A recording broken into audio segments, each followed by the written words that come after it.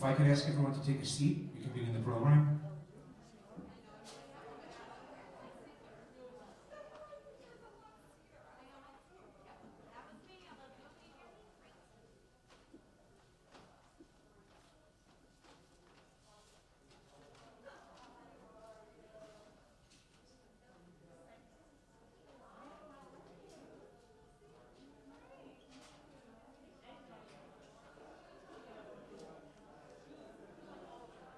Again, if you could take your seats, please.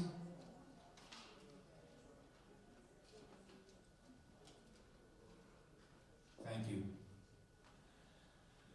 Good evening and welcome to John L. Miller Great Neck North High School. I ask that you please rise for the Pledge of Allegiance. I pledge allegiance to the flag of the United States of America and to the republic for which it stands, one nation, under God, indivisible, with liberty and justice for all. Thank you. My name is Ron Levine. I'm one of the assistant principals here at Great Neck North High School, and I welcome you to this evening's special presentation by Regent Roger Tilles. Thank you to everyone in attendance in person, and welcome to all of you at home via live stream. I need to apologize for Principal Holtzman's absence. He fell ill earlier today, and we wish him a speedy recovery. In the unlikely event of an emergency, exit doors are in the back and sides of this auditorium. Before we begin, I want to acknowledge members of the Board of Education and our district office staff who are here with us tonight. Board of Education President Rebecca Sassouni, Vice President Donna Perez, and Trustee Barbara Berkowitz are joining us via live stream. Board Trustee Jeffrey Shee and Board Trustee Grant Tock will be here. Well, Jeff is here. Grant will be.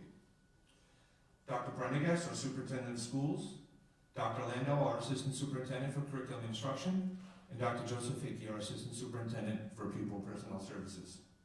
Also with us is Dr. Robert Dillon, Nassau BOCES District Superintendent. Thank you for joining us.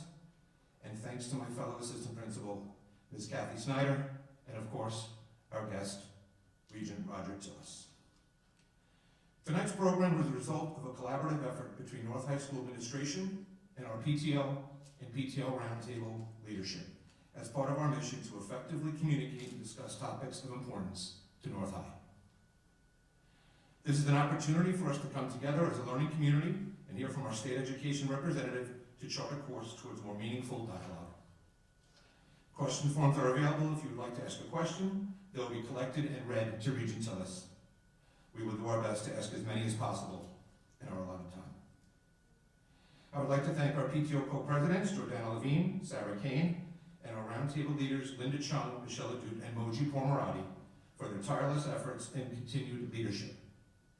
I would like to invite Jordana and Sarah to the lectern for some brief remarks.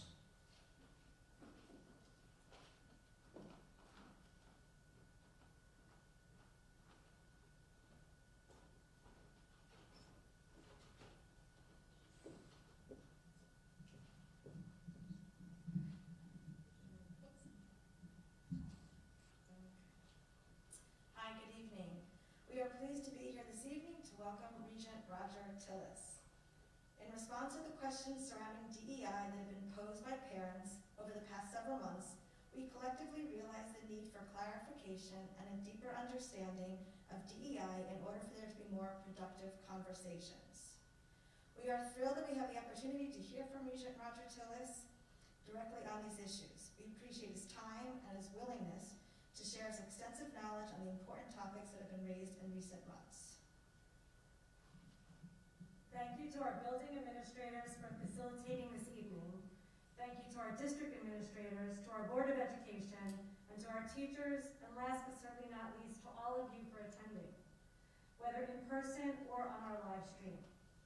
We all, parents, teachers, administrators, at all levels, we all have one goal in mind, and that is happy, healthy, and educated children. Let's continue to work together to achieve these goals. If you have questions that you'd like to have asked and answered, addressed by Regent Tilles, please take a card from the back of the room, bring it to either of us, or Moji, Linda, or Michelle, and we'll present them to Regent Tilles. Thank you.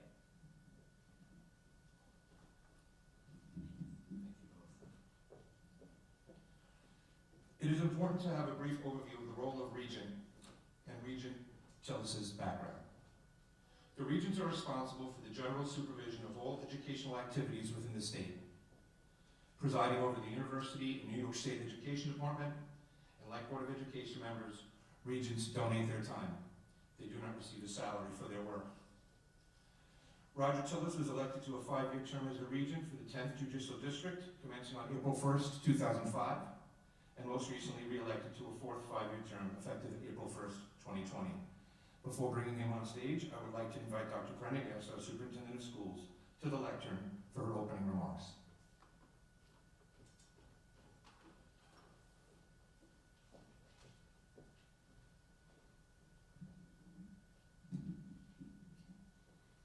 Good evening, everyone. I'd like to take this opportunity to thank Dr. Holtzman and the North High School PTO and its PTO Roundtable chairs for inviting me to this event. I'd also like to thank Regent Roger Tilles for taking time out of his busy schedule to be with us this evening. The Great Neck Public Schools remains steadfast in its commitment in support of our mission statement, which is to provide every student with the opportunities and tools they need to be successful in all future endeavors. As a community of learners, we seek to create and sustain a safe and nurturing and engaging learning environment for all students, free of harassment, bullying, and/or discrimination, as required by the New York State Dignity for All Students Act. Educating students in critical thinking and analytical skills is one cornerstone of our work, and a comprehensive education is one where controversial topics are responsibly explored. We recognize the importance of impartial and objective teaching of controversial issues. It is not the role of public schools to promote any particular belief system or ideology. Our role is to guide students in studying historical and current events, researching and understanding different perspectives of complex and controversial issues so that they may form their own conclusions. Our goal has always been to create a respectful learning environment where all members of our school community are respected, celebrated, and valued. Our students deserve nothing less. Thank you, and I hope you find this evening informative.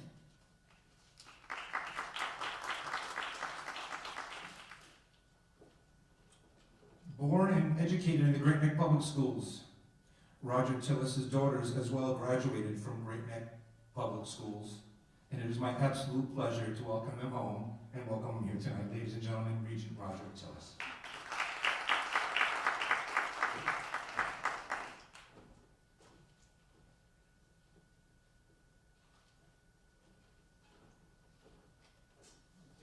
So you can hear me. Last time I was on this stage, I was singing with the Great Neck North Glee Club. That was a few years ago.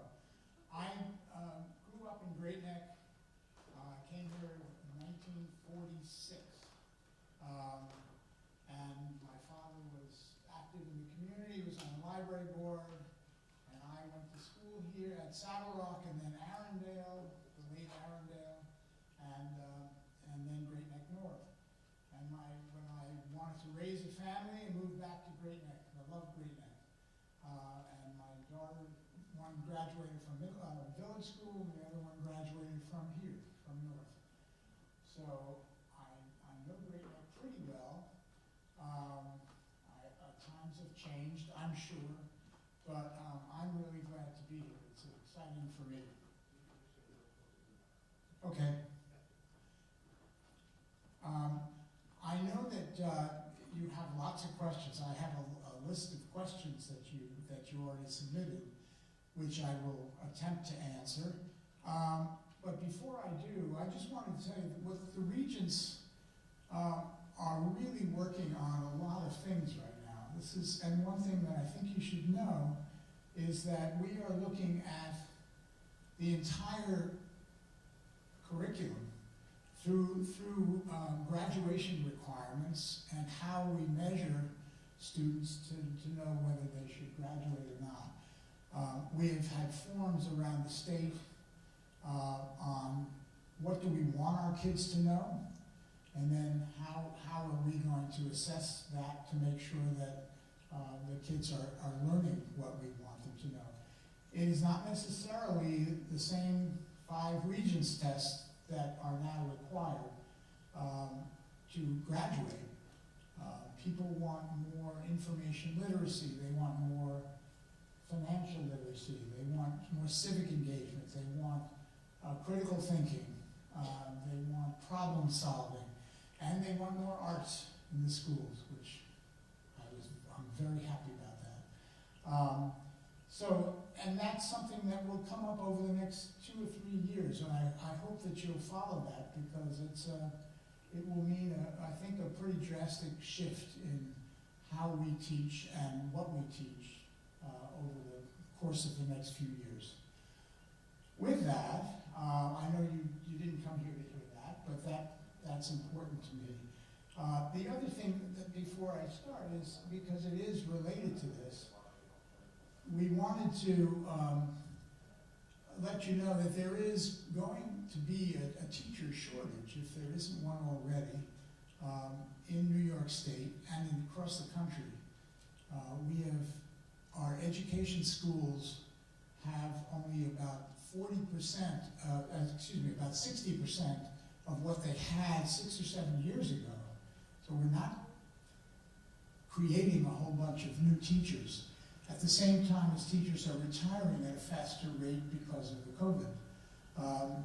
So one of the things that we have to look at and are looking at is how do we get more teachers, get more kids to be teachers, and a diversity question about teachers.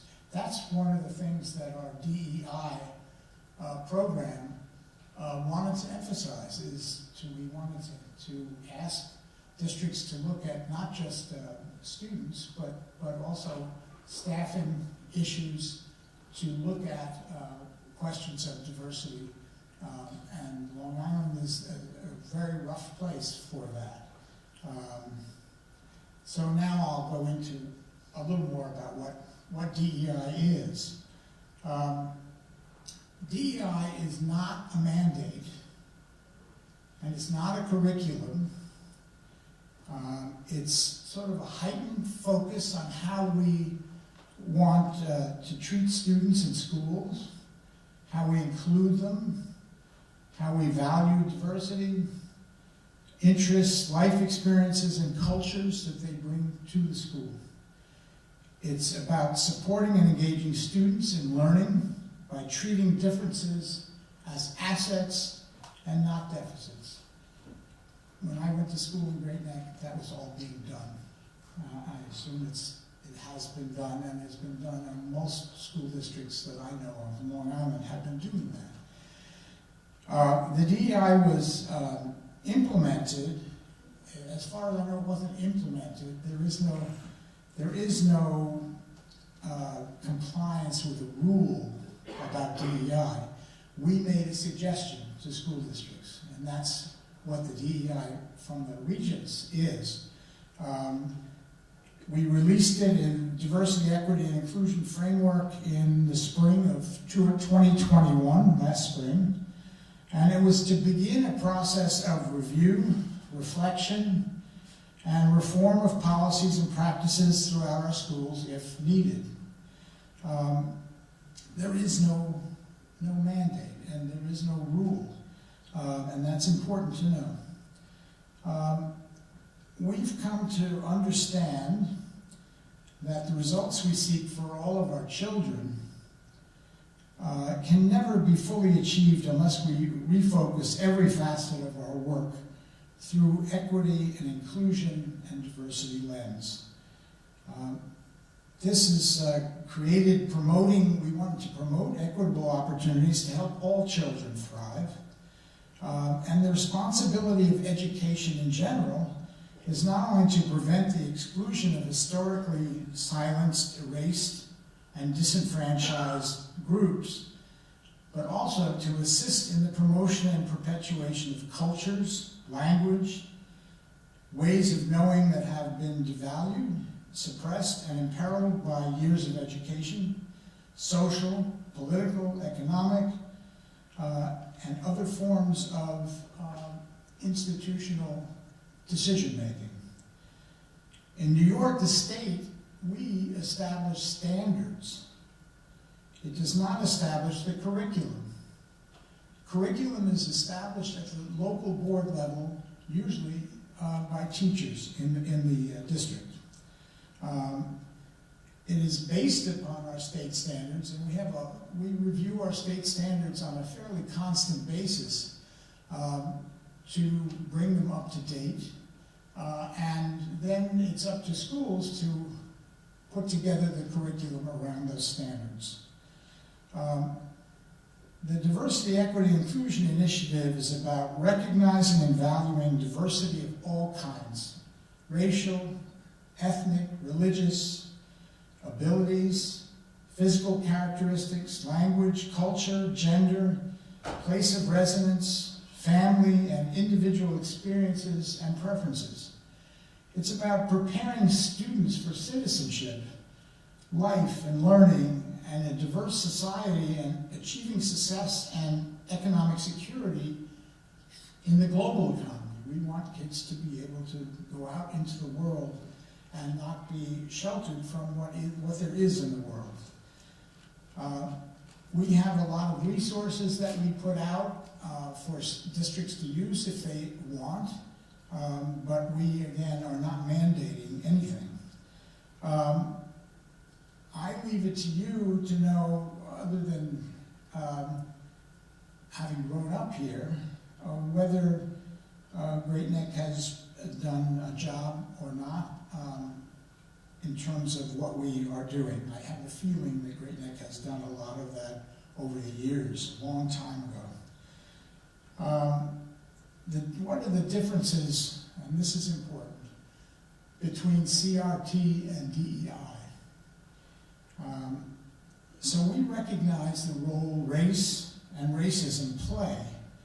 We take our obligation seriously to remove the barriers that have been obstacles for segments of New York's population, but in no way are we advocating a race-based education system in New York. Nothing we have advanced in New York State is related to CRT.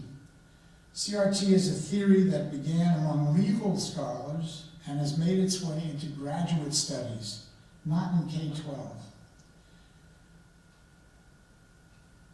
The board and department, the state education department, are committed to ensuring New York schools are places where all students are welcomed and supported, provided with equitable opportunities to succeed, and valued for the culture, language, and life experiences they bring to the classroom. So with that, and the purpose of our education in general is that we ensure that every New York State student has the support they need to be successful, and that is living in the world.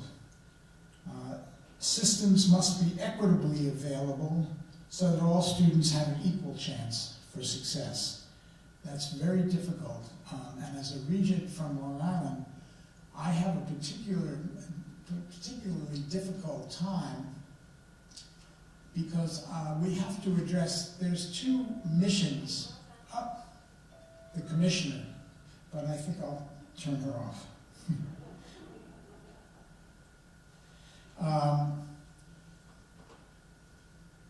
Long Island, as you know, has and Great Neck is one of them, some of the greatest schools in New York State and in the country.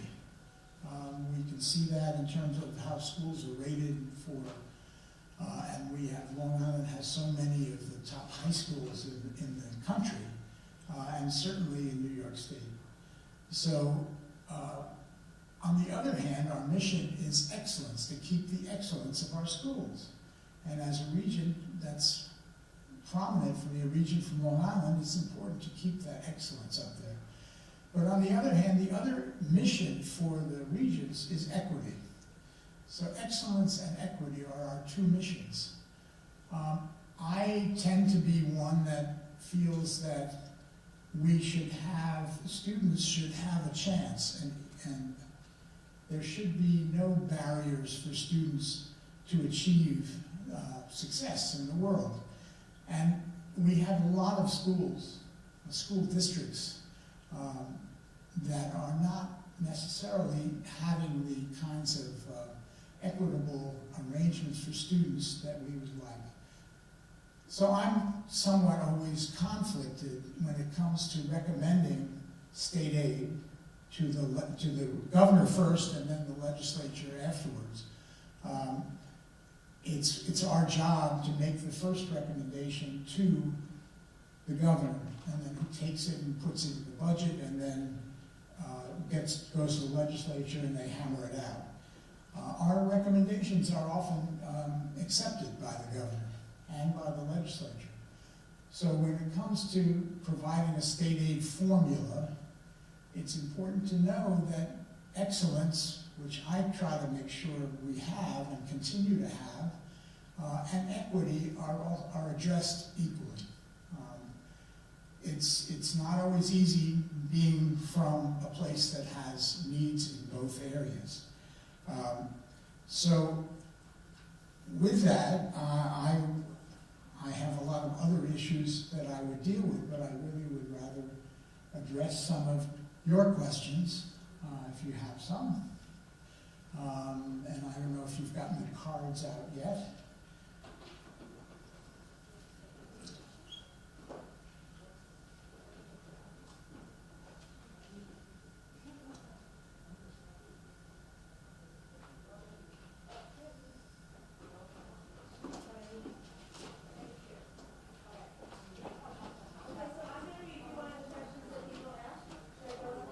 I'll repeat it if you want.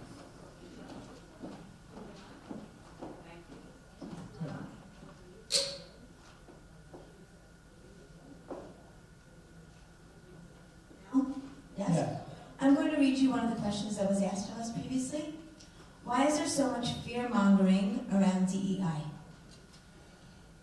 That's a very good question. I can't tell you why there is. I can tell you that the DEI is not about fear-mongering. It's not about making people feel guilty. It's not about making people feel less than. It's about making sure that everyone feels comfortable in a school setting, for one, and also in terms of looking at our policies in the school districts to make sure that we are looking at a diversity of issues. The fear-mongering comes from and I don't know how it got started, but the CRT, critical race theory, is something that the DEI is not. For one, critical race theory is an advanced program for usually in law schools or colleges. We are not looking, and they do look at different forms of racism, other kinds of things to that effect, that could cause people to feel insecure. DEI is not that. DEI is not that. It is not a mandate for anybody. It's not a curriculum. It is suggesting to people that we look at diversity and inclusion and equity as a total for all of our students. I hope that's what a school should be doing. All we did was to try to concretize that thought and hope that schools would do their best to get there. Okay, so the next one was something that was brought up this morning. Please explain the difference between equity and equality in the framework of DEI. There is a belief among many that the word equity is taboo, and that teaching about equity parlays into no competition, no thrive for success, and therefore socialism. Please provide us with your thoughts on this, as I am confused. And doesn't the U.S. military have a DEI policy, and how can that be socialism? Well, I missed some of that, but I got the gist of it, I think. The difference between equity and equality. It's good, it's always a good question.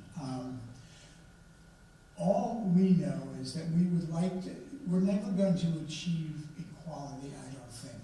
But equity means that we should be striving to have the same opportunities for students, for all students. And that's something that is not happening in a lot of our schools. And it's important that we look at how do we get to, and this is state policy, that's what we do, is state policy. How do we suggest to the state that we get to a situation where all students have an opportunity to take advantage of the programs? I'll give you one example. The Regent created a new arts pathway to graduation about 2 or 3 years ago. I was chair of that committee.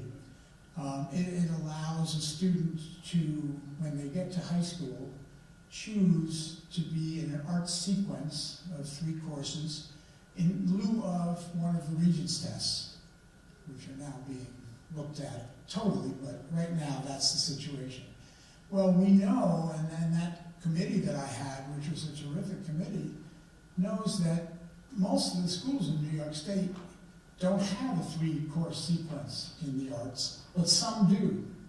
I don't know what Great Neck has, but I know that some of the schools on Long Island do have that option for students, but most schools don't. Well, equity would demand that we look at schools to have that kind of situation for all students, and not just those who are in the wonderful schools that we have on Long Island.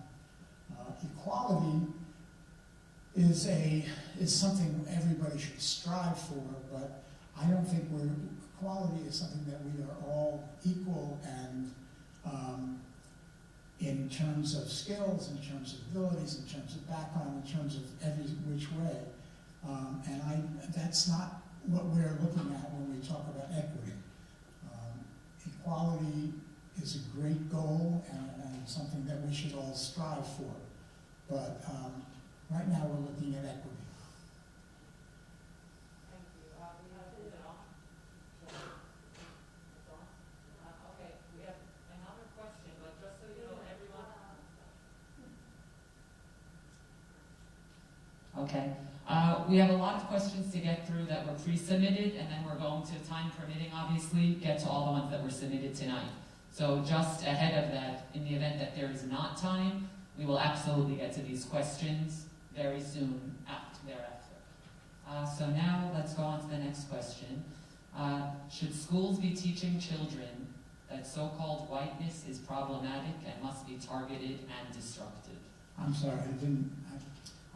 Should schools be teaching children that so-called whiteness, quote unquote, is problematic and must be targeted and disrupted? No, there's nothing that should be taught that says that any ethnic group, demographic should be favored over any other group. So I think that that's a misnomer. I don't know where that came from, and I'm hoping schools don't do that. Okay. The understanding by many is that DEI would mean that schools will adjust and reallocate resources to meet the needs of every student. First of all, is that the case? If so, how will this be done without diluting academic standards and without dumbing down the curriculum? In practice, wouldn't this lead to even more disparity in outcomes? So there were a few questions within that question. I'm really sorry, but I can't understand the mask on, and I don't want you to spread. Okay. Thank you. Okay. The understanding by many is that DEI would mean that schools will adjust and reallocate resources to meet the needs of every student? That's the first part. Is that the case? If so, how will this be done without diluting academic standards and without, quote unquote, dumbing down the curriculum?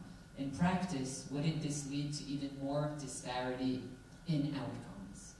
Well, I would first of all disagree. If we chose that, it might be ramping up the curriculum instead of dumbing down the curriculum to achieve some kind of equity. I think we are asking districts to look at their policies to see if students are having the ability to achieve what they should be achieving in any school. The regents are pumping up state aid to make sure that schools have the opportunity and without taking away from anybody. That's the conundrum that I'm at. When we talk about equity and excellence, we try to keep the excellence in our schools, and while it's trying to get to equity is a goal. It's not something that is going to happen overnight. But we want to do that without losing the excellence that we have in our schools. And I guess that's whether it's within a school district or on a statewide level. That's the goal, is to keep the excellence at the same time as make available opportunities for all the kids. Okay, there's actually a question that was asked before that sort of is crossing over with the question from tonight.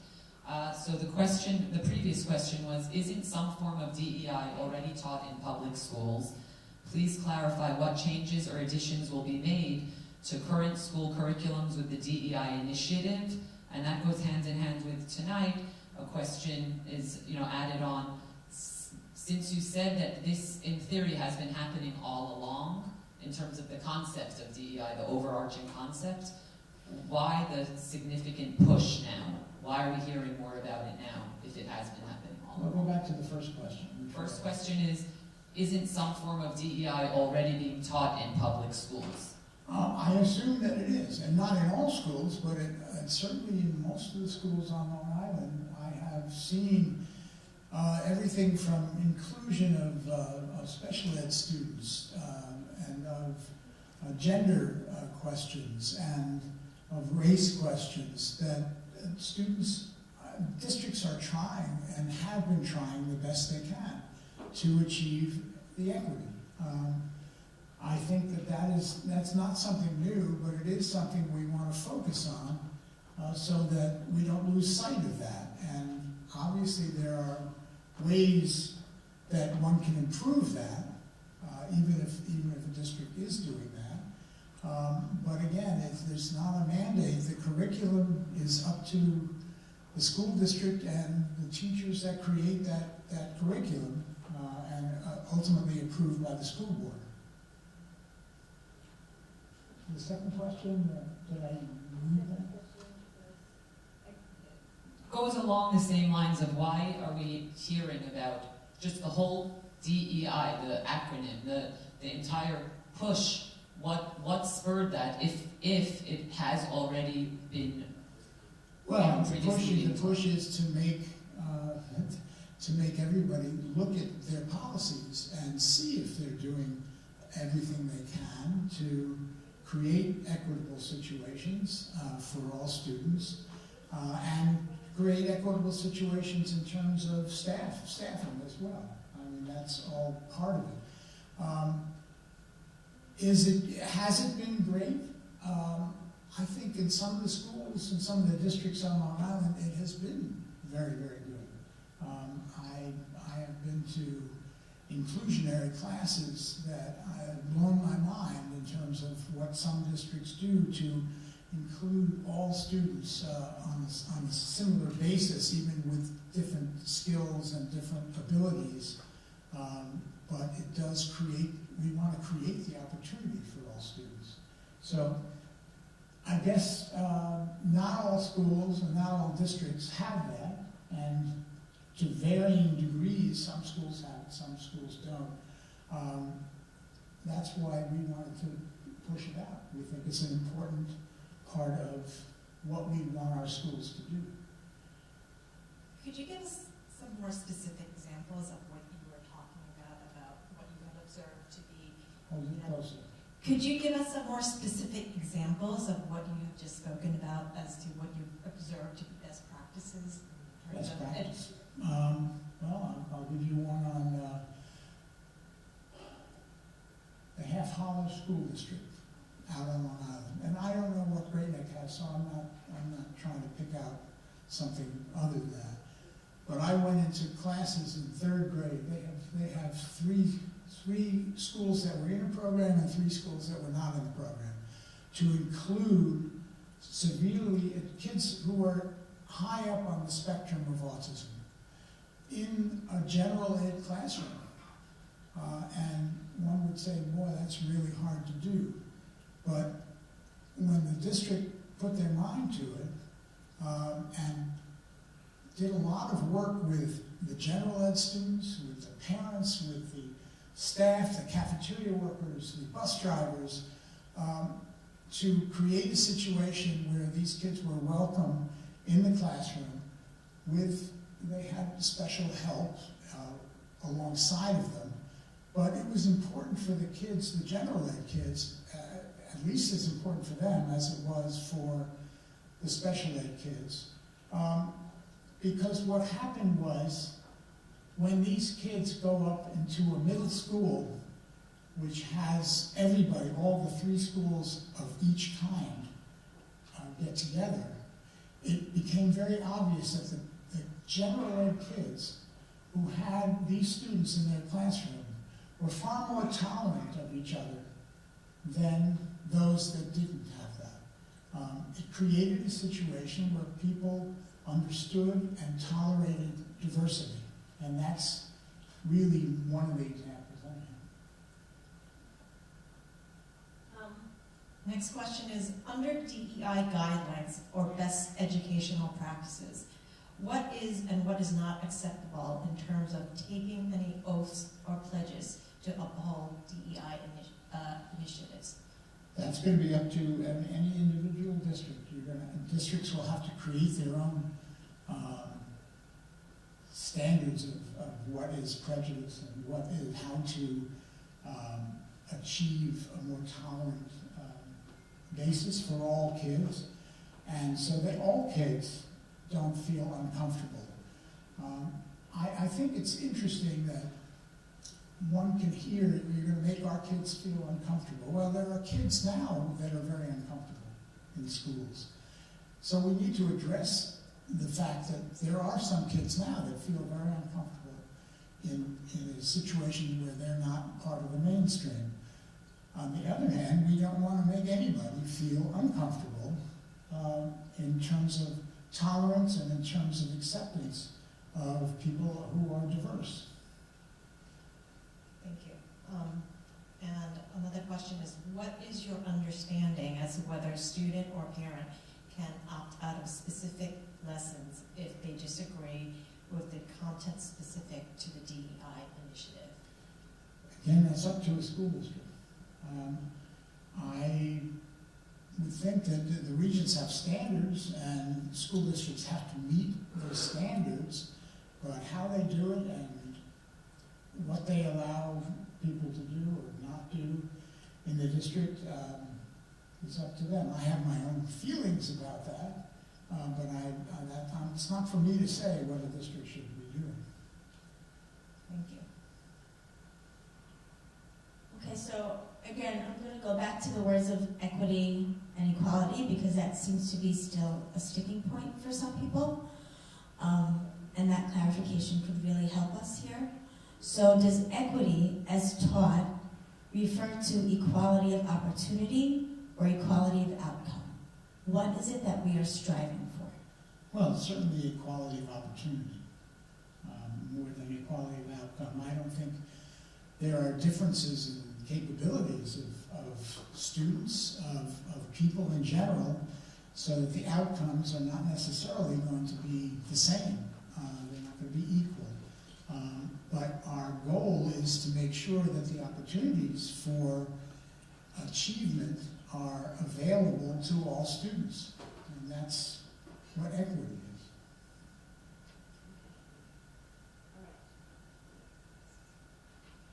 Why is it that teaching about racism is perceived as labeling our children as racists?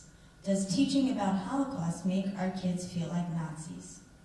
Is there a parent knowledge gap that needs to be addressed?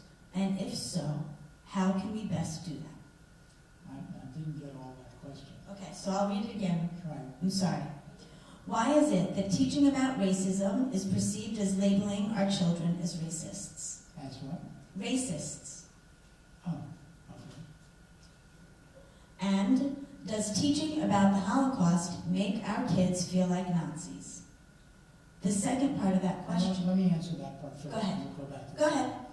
And this one, I can answer this with my own personal experience. As I said, I grew up in Great Neck. I had all the advantages of someone who went to the Great Neck schools. We had everything. We had parent involvement. We had programs of art and music that many schools didn't have. We had all kinds of advantages. I went on and later went to, my father was very involved building shopping centers, and he built the first shopping center in what is now Levittown. At the time, there were no houses there. He built the shopping center working with Mr. Levitt, and that was the beginning of a very promising career for my father. We didn't know that there were governmental restrictions that were in terms of the VHA loans, in terms of the GI Bill, that certain people could get them and certain people couldn't, and that there were restrictive covenants in Levittown. We didn't know that. When I went on and became chair of the Regional Planning Board of Long Island, I saw the differences in land use that were very apparent and became very clear, where we had pockets of poverty in the middle of some of the most affluent areas on Long Island. And when I became a regent and began to go to schools in the different areas, I found there to be a tremendous difference in the ability of a child to succeed in some areas versus others. I'll give you an example. One of the things that I did at Saddle Rock School was to read poems to my kids' classes for every year that they were there. And I really enjoyed it. It was for me, but it was also the kids, I think, enjoyed it. And when I go to a school district now, even in Great Neck, when I went to the school in Kings Point, I read poems. I read poems to 3rd and 4th grade classes in any school district I go to, and at this point it's probably over 200. And I see the kids in the highest needs areas responding exactly as they do in Great Neck or Garden City, other places. These kids are excited, they get it, they interact, they memorize, they understand poems that are harder than their ability levels, and they're excited about it. But then I go to a 9th grade class in some of the districts, especially the high needs districts, and I'm assuming the superintendent is putting me in front of the best teacher that they have, and I'm watching an absolute no interaction class, then I see that the kids are bored out of their mind, and their kids are not responding, they're not interacting, they're not memorizing, they're not doing anything. And I wonder what happened to the 3rd and 4th grade kids of this district when I got to 9th grade. And when I asked the seniors who are usually in the honor society, where I talk with them, I said, what happens to kids between 4th grade and 9th grade in this district? And they said, well, and not every kid, but most of the kids, we don't have a lot of mentors. We don't have a lot of counselors. Their counselor ratio to kids is much different than it is in grade 9. We have gangs. We don't have a lot of role models. When a kid goes from elementary school to middle school, and this is true in every district, they go from having one teacher that really cares to 8 teachers, none of whom necessarily take responsibility for that kid. So for those kids, especially with the gang situation, it's very difficult to graduate, to achieve the kinds of success that a kid in Great Neck might have. And I look upon that as the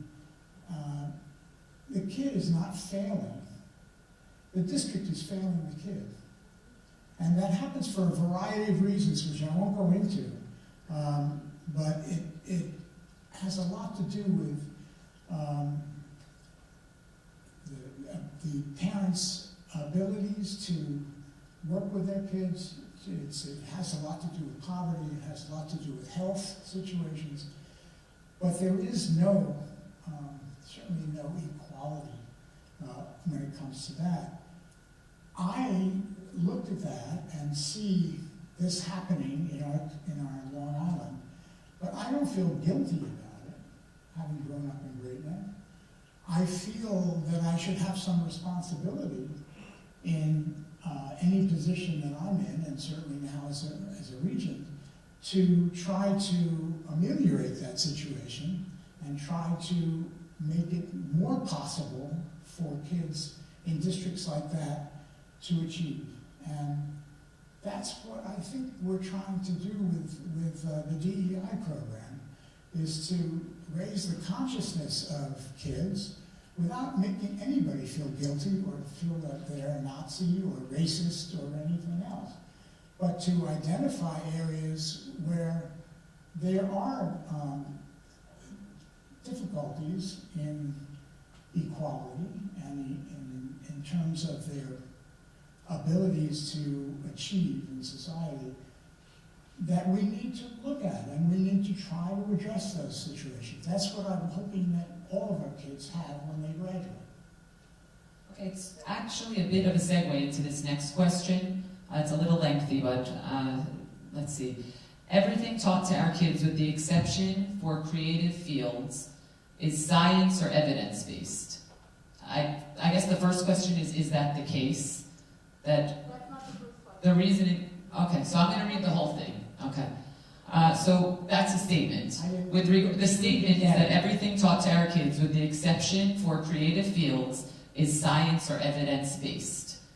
With regards to DEI, can you please share on the research conducted and evidential conclusions reached with regards to its social benefits, particularly what studies have been done to ensure that teaching kids as early as middle school about sexual identity increases their happiness? What studies show that DEI improves lives of LGBTQ kids and reduces suicide rates? So there's a few questions within there. There are. So if you'd like to answer some or all of it. I'm not going to cite specific examples. I'm not the academic scholar. But I do know that we've had many people talk to us, people who are professionals who know what they're talking about, that indicate that there is a place for treating students of different genders, different desires for whatever genders they want, or for teaching kids that don't have the advantages to tolerate more those kids. Right now, everybody has a problem with social emotional issues. The pandemic has really brought that to the fore. The suicide rate is twice what it was 2 years ago in terms of high school students. It's a very dangerous situation when parents are trying to tell us, well, we want our kids back in school so that they can achieve the academic progress that they made before. I look at it because I've seen so many examples that kids need to get back to a place where they can feel comfortable with social, emotional issues, and then we'll work on the academic issues. I think right now it's more important for us to get back on track and get the kids to where they're thinking positively about their lives, which right now, unfortunately, we have a lot of kids that are having big problems. So anything we can do on a social emotional basis right now is extremely important. And some of the issues we have in terms of tolerance are certainly part of that. People feel left out, people feel the differences between them, and frankly, kids who wouldn't otherwise feel that way are feeling that way now because of the pandemic. So I don't know if that answers that question, but that's what I'm thinking. Okay, next question. You had mentioned earlier that there are current arrangements in place that create barriers for students to excel, and thus the necessity for the DEI. One of the necessities for DEI. I'm losing you. Oh, you mentioned earlier that there are current arrangements in place that create barriers for students to excel, and thus the necessity for the DEI initiative. Can you elaborate and provide some specific examples of what these arrangements or barriers may be? Well, the barriers are not between districts. Certainly there are barriers. That's what I was trying to explain before with my trips to the highest needs districts. There are real barriers for those kids that are institutional in nature. In terms of within the school itself, I'd have to think there are kids who feel that they are not part of the mainstream, and that other kids help to make them feel that way.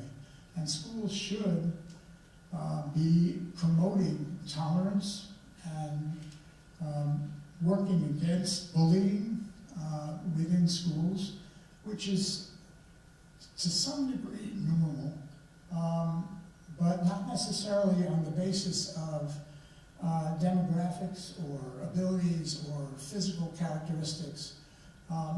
That bullying needs to be, it can't be stopped, but the district needs to help create a situation where that doesn't happen.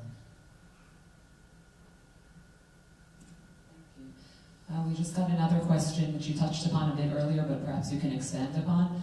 Why do you think so many people equate CRT with DEI, and how can we educate them otherwise? Well, that's why I'm here. I think the only way to educate people against a lot of the misinformation that is out there about CRT equals DEI is for people like me to come out and try to explain the differences between them. I think, I don't know, I won't go into the motivation of people who helped to create that misinformation, but it nevertheless spread across the country in different ways, through political races, etc. And it filters down, and you can't stop misinformation unless you can get to everybody who hears that misinformation and try to explain the differences between them.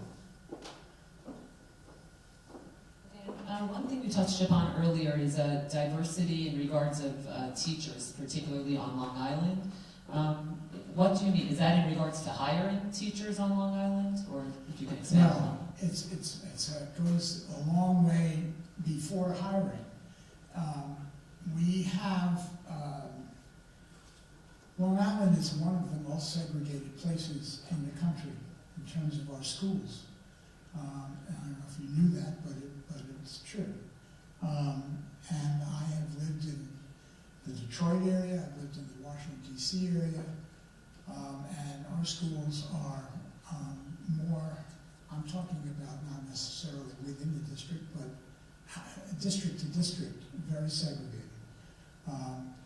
You have white teachers in white districts, and you have whatever few, unfortunately there are not enough teachers of color to teach in areas where the students are of color. We need to create situations, and this is something that we're working on, to try to encourage and incentivize people to go into teaching in general, because we're going to have that shortage of teachers very shortly, and to try to get students of color to especially go in and go into the schools that they came from. That's an important quality. People like to see a teacher of a diverse group of teachers to understand what the differences are. And I think that's one thing that we are trying to create, and it's not going to be easy, because it's to get the pipeline in line, we're talking about 5, 6, 7 years out. How do we solve the problem today of lack of diversity in teaching staffs? It's going to be very difficult, but that's where we're hoping that districts will at least keep an open mind towards that. Thank you very much. Mr. Levine, I'll pass to you. Oh, that's it? Okay. I'm very glad to be here. I'm sorry if I didn't answer all your questions, but I do the best I can. So thank you. I want to thank Regent Tilles again for giving this time to us at North High School this evening. I hope you found it informative, and thank you for coming.